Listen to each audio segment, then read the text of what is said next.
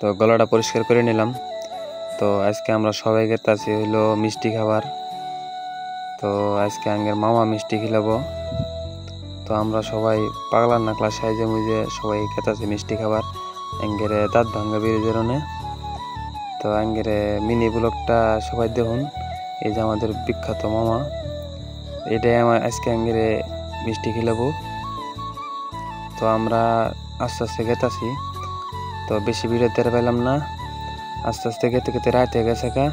একটা হোটেলে বইতে আগে চাটা খাইলাম, খাইতে রাতে থেকে গেল। তারপরে ভাবলাম না মিষ্টি খাওয়া লাগবো, মিষ্টির দোকানে যাই। তো মিষ্টির দোকানে আসলাম, আসার পরে মিষ্টি, আর ওই মিষ্টির দেখি একবারে মনে করেন কি আর কম এবি খাওয়ার মন চাইতেছে। তো যাই হোক, সমস্যা নাই, মিষ্টি আজকে যেহেতু আইসি আজকে খাই যাবো। তো মিষ্টি দেখতেছি কোনটা নিলে ভালো হয়, কোনটা নিলে পুষে আমাদের। তো মিষ্টি যত খাওয়ার আইসি, এই যে 3 বাটপার বসে আছে মিষ্টি খাওয়ার জন্য, কত রাহা করছে। আবার দেখি লাইটের সামনে মেলাডি পোয়া নিয়ে এলা ভিডিও করলাম। তো আমাদের মিষ্টি রেডি, এখন আমরা মিষ্টি খামো।